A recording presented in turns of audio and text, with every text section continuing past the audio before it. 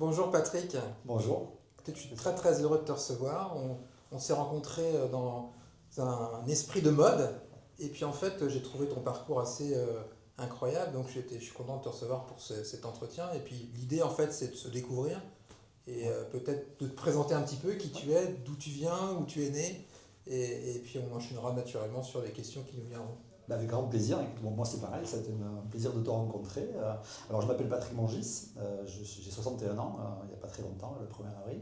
Je suis né au Pays Basque, et puis je suis resté un peu toute ma vie en Nouvelle-Aquitaine. Je n'ai pas osé franchir les frontières de cette belle région. Je suis de base un ancien rugbyman de assez bon niveau, qui ensuite a fait des études de kiné. J'ai un parcours un peu atypique et je me suis retrouvé, quelques années après avoir fait kiné, propriétaire et gestionnaire de maisons de retraite. Donc c'est vraiment là aussi D'accord. un grand écart entre le sport Mais et le c'est des maisons que médico-social. tu as... Alors j'ai Comment... créé D'accord. j'ai Ok. acheté une toute petite maison de retraite il y a 35 ans et puis j'en ai fait quelque chose d'un peu plus grand forcément. J'avais deux Un étages. groupe, C'était un t'en avais mini-groupe, plusieurs. oui, c'est ça, Ouais. avec en plus un organisme de formation et une société de service à la personne âgée également à domicile. Je suis D'accord. assez spécialisé dans la gestion Et comment t'es arrivé à cette envie de travailler avec les personnes âgées? C'était quelque chose qui t'est C'est venu? quelque C'est une chose de très opportunité? personnel, non. Ça, Ouais.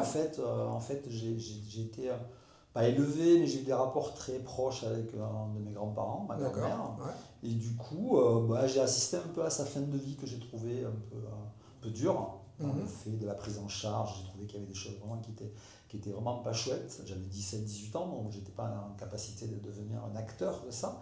Mais ça m'est toujours resté un petit peu dans un coin de ma tête. Et puis, au bout de 10 ans de kiné, j'en ai eu un peu assez de ce traitement un peu individuel, de ce côté un peu travailler seul, tout ça. Parce que, étant venant du rugby, j'aime bien un peu fonctionner en équipe. Et puis je me suis dit, ben ouais, cette prise en charge de la personne âgée, ça reste de l'entrepreneuriat, quand même du gros entrepreneuriat, puisqu'en général, on construit les murs, on a beaucoup de personnel. Là, aujourd'hui, je suis un peu en pré-retraite, j'ai eu jusqu'à 200 salariés à D'accord. manager. Donc vraiment, il y a un côté équipe, cohésion, organisation qui m'a Et, plu. Et voilà. Donc, et le passage de kiné, donc prof libre, ouais, où tu c'est ça. étais tout seul, ou tu étais dans un cabinet avec J'étais plusieurs kinés, tout tout seul, seul, ouais, tout seul. à l'entreprise, donc à devenir un entrepreneur avec jusqu'à 200 salariés, qu'est-ce que tu donnerais comme... Enfin, c'est quoi les difficultés auxquelles tu as dû faire face et c'est quoi en retour, par contre, les grands bénéfices que tu as trouvés dans cette expérience? Je pense qu'on a tous, quand on vient un peu par cette porte-là, pas par la porte forcément des études, un petit côté usurpateur. On se sent toujours un peu, chaque fois que j'allais à des réunions de directeurs d'EHPAD, je ne me trouvais pas habillé comme eux, je ne me trouvais pas looké comme eux. Je me disais, ils vont s'en rendre compte un jour, ils vont se dire, ah, celui-là c'est un intrus, il faut vite qu'on l'adore. Et finalement, à les côtoyer, je me suis rendu compte que ça ne se passait pas à ce niveau-là, et Ouais. que parfois certains qui avaient l'habit n'avaient pas forcément la compétence. Et voilà, ça m'a un peu renforcé dans mon idée de dire aux gens, aujourd'hui, aux jeunes notamment, mais particulièrement ceux que je côtoie, d'oser, quoi, de jamais avoir peur. En fait, je crois que c'est ça le truc, Mhm. il n'y a pas de limite à ce qu'on peut faire. Après, on peut le faire rater, hein, ça c'est pas un souci, mais tenter les choses, là, il y a pas de souci. Quand on a une envie forte, quand on a quelque chose qui nous anime, il ne faut pas attendre d'avoir 50 ans pour y aller, quoi. Je crois qu'il faut y aller de suite, puis se heurter des fois à des choses Ouais, et tu passes compliquées. un message subliminal que j'entends, que je comprends, on le partage d'ailleurs, c'est d'être soi-même, quoi. C'est-à-dire, c'est C'est se dire, tout à fait. c'est pas parce que le modèle qu'on te présente n'est pas forcément celui que tu es, que ça peut pas fonctionner, quoi. Exactement, je me suis rendu compte, oui, quand j'allais aux réunions, les gens me regardaient un peu bizarre. Dès que j'ai enlevé ma veste, j'avais des tatouages. Enfin, je ne collais pas vraiment au moule, hein. Mhm. Même les parents, les enfants qui venaient m'amener leurs parents, ils se disaient, mais non, il n'a pas la tête d'un directeur d'EHPAD. Et pour autant, j'ai des parents, des grands-parents, des enfants, donc je suis en capacité quand même de gérer des gens. Mais c'est vrai, il y avait un petit regard un peu. Et puis au final, chacun, je pense, s'est rendu compte à un moment que ça ne se passait pas à ce niveau-là, hein, Donc c'est la comme tu dis, conviction, la compétence évidemment, c'est sûr, l'envie, l'envie, ouais, tout à fait. Je et pense que je suis animé. tu as dû t'entourer aussi, j'imagine, Après, de j'ai une gens. grande capacité à déléguer. Alors, c'est peut-être mon côté un peu latin, un peu feignant parfois. Ouais. Et je m'organise souvent pour. Ou une compétence de savoir Oui, voilà, s'entourer. je me Ouais. fais du mal en disant ça. Mais non, non, non, je me rends compte finalement que j'ai une capacité, quand je ne sais pas faire les choses, à trouver des gens qui les font mieux que moi. Et je ne le prends pas comme quelque chose de mauvais. Au contraire, je me dis, bah ouais, j'ai le meilleur dans ça, le meilleur dans ça. Et dans le management justement de ces compétences, parce que c'est important, je parle aussi pour les gens qui vont nous regarder, qui cherchent à créer des entreprises ou qui sont eux-mêmes dans une réflexion sur le management de leurs équipes, c'est effectivement donc trouver des compétences et comment te faire accepter comme étant quand même celui qui porte la conviction et la voix du développement. C'est quoi les clés d'après toi? Moi, je pense qu'il y a une capacité à montrer l'exemple, ou à minima, à Ouais, montrer aux autres qu'on est capable de faire beaucoup de choses, ouais, que si parfois on ne les fait pas, c'est juste parce qu'on a pris un positionnement différent, mais que quand il faut redescendre des fois à des missions un peu moins glorieuses, on est capable de le faire. Donc je crois que ça met aussi les gens en face de... voilà, il est capable de faire ce qu'on fait nous, donc voilà. donc la force de l'exemple. La force de l'exemple, et puis le respect, je crois que là aussi, on est tous des êtres humains, qu'on soit employeur, employé, à un moment, on a affaire à des gens qui ont des vies, donc il faut considérer un peu ça. Il faut se dire aussi qu'on a une chance, de ne pas toujours vouloir que les autres soient aussi bons que nous, parce que si tout le monde était aussi bon que nous, entrepreneurs, il y aurait beaucoup d'entrepreneurs, et ça ferait forcément du monde sur le marché. Oui, oui, bien Chacun sûr. a sa place, et je crois qu'à un moment donné, il y a des gens qui osent, qui créent, d'autres qui se contentent davantage d'exécuter, et qui en seront aussi heureux. Donc je crois qu'il faut que chacun s'épanouisse dans ce qu'il a envie de faire. Ouais, c'est un message important. Et donc, en fait, aujourd'hui, donc ça, c'est un parcours qui a duré combien de temps? Parce que c'est assez long. Ben, j'étais kiné en gros à 21 ans, et puis voilà, j'ai fait 10 ans de kiné jusqu'à mes 30 ans, et de 30 à aujourd'hui, ben, je suis dans ce domaine-là, dans ce secteur de la personne. Ouais, donc c'est une grande expérience. Ouais. Et puis, en fait, on s'est quand même rencontrés pas du tout sur ce sujet. Alors, Ouais, c'est vrai que moi, tu m'as connu comme ça, et tu sais aussi qu'aujourd'hui, je fais d'autres ouais, activités tout à fait. différentes, mais du coup, on s'est connus totalement autre part. Donc, raconte peut-être pourquoi, qu'est-ce que tu faisais à ce moment-là, quand on s'est C'est un rencontrés? peu le même parti pris que quand j'étais kiné, je suis parti dans les EHPAD, et puis en vieillissant, je me suis ouvert à des projets. J'ai une amie qui m'a demandé un jour d'aller faire un shooting. Alors j'étais vraiment pas du tout pro photo, vraiment c'était un truc, j'étais un peu timide, un peu introverti sur ce sujet-là. Mhm. Et en fait, j'ai fait le shooting photo, j'ai regardé les photos, j'ai dit putain, mais finalement, c'est pas si mal que ça. Et puis le photographe m'a dit non, c'est pas si mal que ça. Ouais. Et puis j'ai dit, bah, de toute façon, moi, c'est pas à moitié. Donc j'ai pris un petit coach, là, un mec qui est un peu mannequin international, qui m'a un peu briefé sur des choses à faire et surtout des choses à ne pas faire. Puis je me suis dit, de toute façon, voilà, j'y vais. Donc j'ai envoyé mes candidatures. Et puis finalement, au final, j'étais sur 15 agences en Europe. Et j'ai pas mal travaillé pendant 3-4 ans. Là, j'ai fait pas mal de shooting. J'ai travaillé pour Bouygues, j'ai travaillé pour Marionneau, j'ai fait des grosses trucs. Puis j'ai fait des amis, j'ai fait aussi pour des amis qui avaient des magasins de vêtements. Ouais. Donc l'idée c'était ça, c'était découvrir un monde qui était vraiment très éloigné de tout ce que j'avais connu jusqu'à avant. Mais pareil, de la même façon, la curiosité. Et puis le sentiment par contre là de ne pas être un usurpateur, parce qu'à mon âge j'ai compris que ben, voilà, si on a envie, si on se donne les moyens, on peut arriver à faire beaucoup, beaucoup de choses. Donc Ouais, voilà, donc je suis c'est un devenu message qui mannequin. rebondit et qui est hyper intéressant sur le fait que, qui revient à ce que tu disais au début, c'est de dire finalement avec conviction, certitude, si tu donnes un peu de moyens, tu peux faire des choses très différentes. Moi, ce que j'admire dans ce que tu me racontes, c'est cette capacité à faire des choses très différentes, mais avec la même envie et la même conviction et la même reconnaissance, parce que c'est ça aussi. L'intérêt, c'est de se dire, on n'est pas stéréotypé dans un profil, mais on peut faire autre chose. Et donc, oui, c'est assez surprenant et en même temps, bah, c'est, je crois, un message d'espoir pour tous les gens qui se disent qu'ils peuvent changer de carrière de temps en temps et pourquoi pas aussi s'orienter vers d'autres métiers qui peuvent être extrêmement différents, mais avec la conviction, l'envie et effectivement de savoir aussi s'entourer. Tu as pris un coach, bah, il faut se donner un petit peu d'envie et de moyens, quoi. C'est sûr. Et donc, on a aussi vu que tu avais lancé une association, donc Ouais. je vais peut-être te laisser Ouais. en parler un petit peu Voilà, aujourd'hui. j'ai pris un peu de recul sur l'activité parce que j'ai la chance de travailler en famille. Donc c'est mon fils qui a pris un peu les rênes de toutes mes entreprises. Donc bon, ben, je suis là en tant que vieux sage, on va dire. Donc il me sollicite de temps en temps, mais ça me laisse quand même pas mal de liberté. Et je me suis dit que j'avais beaucoup reçu de cet environnement, des gens, j'ai vu des gens se sacrifier, j'ai vu des gens donner beaucoup d'eux dans les métiers du grand âge. Et je me suis dit que j'avais du temps.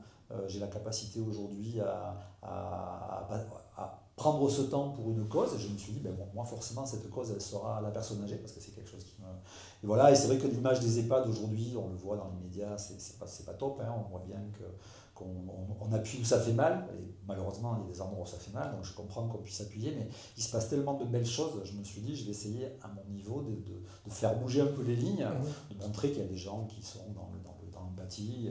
Donc j'ai créé une asso qui s'appelle Rêve Encore, qui a pour projet de réaliser les rêves de toutes les personnes âgées qui sont dans des structures. Pourquoi dans des structures? Parce que ben forcément, c'est vraiment le dernier lieu de vie, quoi. Donc si on n'a pas réussi à faire des choses avant, là, c'est là qu'il faut les faire. Parce que là, forcément, on est sur des temps de la vie qui sont de plus en plus courts. Et je trouvais vraiment scandaleux, dommage qu'on arrête de penser à rêver Tout ça parce qu'on est dans un EHPAD, parce qu'on est vieux, donc je me suis dit, on va trouver des moyens. Et mon fil conducteur, c'est aussi m'occuper des soignants, parce que là aussi, ils sont un peu invisibles dans le traitement qu'on a au niveau des médias. Et tous les ans, j'organise une expédition en montagne où 12 soignants, 15 soignants d'EHPAD vont gravir les plus hauts sommets du monde.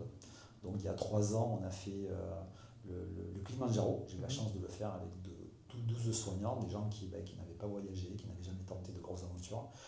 Et je peux te dire que ça a vraiment changé leur vie, quoi. C'est incroyable, cette espèce de tout d'un coup, l'aventure extrême. Et donc tous les ans, là, l'an dernier, il y avait une expédition qui est partie au Mont Toubkal au Maroc. Pareil, il y avait 14 soignants de la Vienne qui sont partis gravir le Mont Toubkal, 4100 mètres. Vous êtes nombreux dans l'association ou c'est comment? Non, on est des exécutants. C'est-à-dire que moi, je préfère privilégier le petit comité pour prendre des décisions et aller vite. Par contre, il y a beaucoup de gens qu'on intègre dans nos projets, toutes les personnes âgées dont on réalise les rêves, tous les EHPAD qui deviennent adhérents, tous les soignants qui voyagent. Mais je trouve qu'ils ont suffisamment d'activités pour qu'on soit quelques-uns à prendre soin d'eux, plutôt que d'avoir beaucoup de gens parce que des gens viendraient nous accompagner. Mais pour l'instant, on est plutôt à développer des projets. D'accord. Et c'est vrai que pour développer des projets, c'est pas mal d'avoir. Donc il y a un projet pour les soignants, ce qui est remarquable. Annuellement, pour effectivement leur donner aussi un peu ce qui est légitimement en fait un retour de partage et positif sur leur action au quotidien. Et puis si on revient donc aux personnes âgées, donc l'association elle a fait quoi récemment? C'est quoi les rêves? Quelles sont les contraintes auxquelles tu peux faire face? Est-ce que parfois ils te demandent des choses qui sont totalement loufoques ou impossibles ou c'est quoi est-ce que tu as un exemple ou des choses à nous raconter? La grande difficulté qu'on a, c'est qu'on arrive un peu tard dans le processus. C'est-à-dire qu'aujourd'hui, les gens qui sont rentrés dans des EHPAD, ils ont fermé naturellement la porte à tout ça. C'est-à-dire qu'ils ne voient plus leurs voisins, puisque leurs voisins sont souvent restés chez eux et eux, ils sont venus dans cette structure. Ils voient moins leur famille, parce qu'il y a forcément un éloignement. Donc ils sont un peu coupés de la vraie vie. Ils vivent un peu en autarcie, les uns avec les autres. Et il y a vraiment une fin de quelque chose.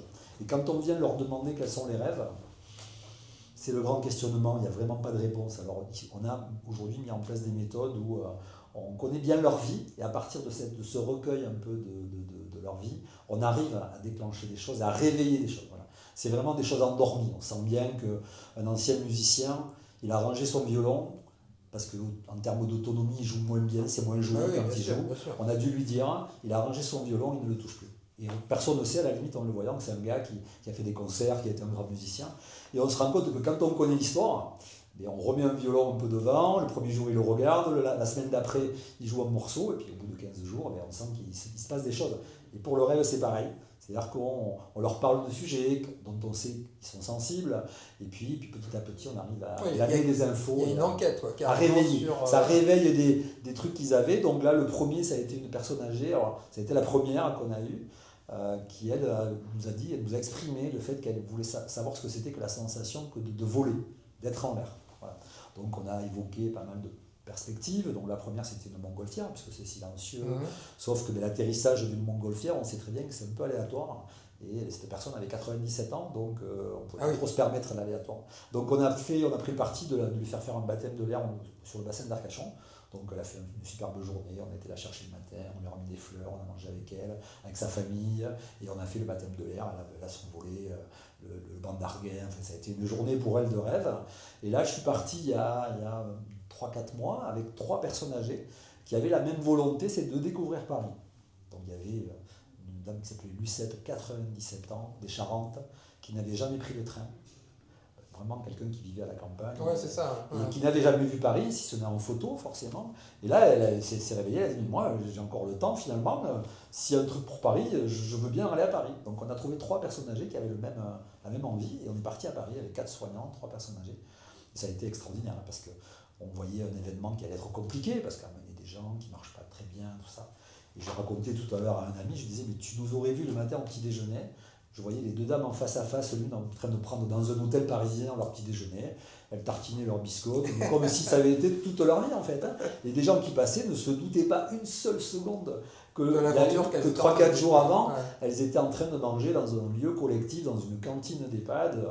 Et voilà, je me suis dit, ça vaut le coup quand même, ne serait-ce que pour vivre des moments comme ça. Puis la découverte de la Tour Eiffel, mais de la vraie, pas de la photo de la Tour Eiffel, d'être à dedans la Tour Eiffel, on est passé au Louvre, on a vu vraiment, elles ont été au Moulin Rouge donc le soir, voir un spectacle, mais là c'était pareil, c'était des enfants. Enfin, donc voilà, ça donne raison, enfin, ça nous donne raison quand on voit la difficulté qu'on a à le mettre en place, parce que c'est compliqué économiquement, il faut trouver des budgets, et puis il faut déceler ces rêves-là, mais quand on voit le résultat, on se dit tous, on continue, quoi. C'est trop beau, c'est trop unique, c'est exceptionnel. Et comment tu finances? Est-ce que tu as des gens qui peuvent t'aider? Est-ce que tu as... Enfin, si d'ailleurs, c'est l'occasion ensemble de voir éventuellement, est-ce que tu recherches des fonds, des partenaires, je sais sans pas, arrêt, oui, on est sans arrêt à chercher des fonds, parce que l'idée c'est de... Pour même des groupes industriels notamment, Ouais. c'est un message de communication qui est génial. Oui, puis ça rentre vraiment dans le projet aussi. Sans rentrer dans le côté médical, mais la gériatrie, ou tout ce qui touche le 4e, voire 5e âge maintenant, on va dire, ça existe maintenant, devient effectivement une vraie source aussi d'implication pour le monde associatif, qui peut effectivement les aider à effectivement avoir des sentiments, de l'émotion et de vivre un peu autre chose que d'attendre en fait le dîner du soir dans les pattes, quoi. Tout à fait. On est tous concernés, c'est-à-dire que si on regarde bien, on a tous des parents, des grands-parents, des oncles, des grandes-tantes, et on a tous à un moment ce sujet de dire, mais oui, ils vieillissent, qu'est-ce qu'on fait d'eux? Mais les EHPAD, oh là là, c'est pas bien. Sauf que là, tout le monde a l'occasion de nous accompagner dans le fait de les rendre plus agréables. Donc le sujet, c'est aujourd'hui un sujet qui est pour moi un sujet de société, qui n'est pas forcément toujours traité par la société, parce que c'est tellement facile, comme ces gens-là ne se plaignent pas. Donc on les met dans un endroit, et puis voilà, arrive que pourra. Et là, c'est vrai que mon sujet à moi, c'est d'aller chercher... des grosses boîtes, des entreprises. Là, j'ai le projet de Un rêve, un club. Donc, on a des milliers de clubs d'entrepreneurs, des milliers de Rotary, de Lions. Un rêve, ça coûte à peu près 2 500 euros. Dans un club, vous avez 100 adhérents, 20 euros par personne, sachant qu'en plus, c'est défiscalisé, ça va leur coûter 7 euros. Pour 7 euros, ils font voyager.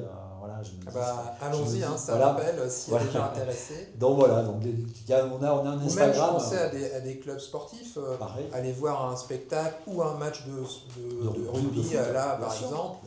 Ça peut être des belles choses pour ces gens. On les emmène en bus, ils vont voir le match, surtout qu'au rugby, par exemple, dans notre région du sud-ouest, il y en a beaucoup l'après-midi. Oui, bien sûr. C'est quand même assez faisable. Donc, je pense que s'il y a des gens qui s'intéressent, qu'ils n'hésitent pas, quoi. Voilà, on a un Instagram, on a un site internet, et c'est vrai que... Tu peux le rappeler peut-être? Alors c'est Rêve Encore, Instagram. Rêve Encore. Voilà, donc sur Instagram, on trouve tout ce qu'il faut pour nous accompagner, nous aider et nous suivre. C'est vrai que quand on écoute ton parcours et qu'on voit la situation actuelle, collective et sociétale, qui est quand même engluée un petit peu dans une forme d'abandon, de nonchalance ou de perte d'identité, le message que tu passes, c'est de croire en ses rêves, d'être actif. Qu'est-ce qu'on peut dire à tous les gens qui aujourd'hui sont un peu perdus? Parce que c'est vrai qu'on a un peu l'impression que les perspectives ne sont pas forcément au rendez-vous. Moi, quand je t'écoute, j'ai l'impression qu'il y a des perspectives qui peuvent arriver demain, après-demain, et qu'il faut juste se créer les conditions d'eux. Qu'est-ce que tu pourrais donner comme message à tous les gens qui se posent des questions ou qui ont envie, mais qui n'osent pas, quoi? C'est quoi on t'en a un petit peu parlé au début, mais je trouve que le message est important parce que dans ta vie, tu as plusieurs vies, quoi. Mais je pense qu'on devrait déjà tous y penser, c'est-à-dire s'autoriser à avoir plusieurs vies. C'est-à-dire qu'on ne peut pas aujourd'hui penser qu'on fera toujours la même chose. À un moment donné, si on n'a plus envie de le faire, il faut avoir, on dit un petit peu la force de pouvoir se dire, mais non, je vais changer, je vais me donner les moyens, je vais aller à autre chose. Aujourd'hui, on a certaines personnes qui restent dans une espèce de pseudo-sécurité qui les rend malheureux, et ils s'en rendent compte souvent trop tard. C'est-à-dire que pour le coup, quand ils s'en rendent compte, ils ont 70 ans, 65 ans, là le truc est fini. Donc je trouve qu'il faut toujours s'écouter. Voilà, moi le truc c'est ça, je me suis toujours écouté. Quand j'ai senti qu'il y avait quelque chose qui commençait à moins me plaire, je me dis c'est pas grave, je l'ai fait, j'ai donné tout ce que j'avais comme enthousiasme, tout ça. Maintenant je l'ai moins, c'est pas grave, je vais essayer de trouver quelque chose dans lequel je vais m'épanouir. Et puis après, je pense que la vraie chose pour moi, c'est redescendre un peu. Je pense que tous les gens partent dans des trucs compliqués, il faut aller à des choses essentielles.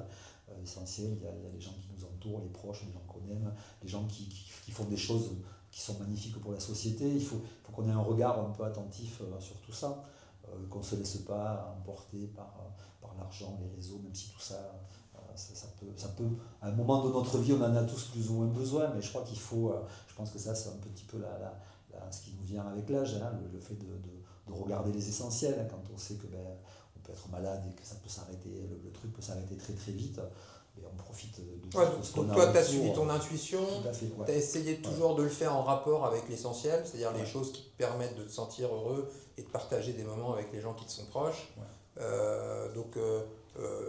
ouais, cette forme de proximité, de réel, quoi. Ouais, tout C'est à de fait. rester dans le réel, mais en même temps d'avoir des envies, quoi, de stimuler Exactement. son intuition pour faire des choses nouvelles.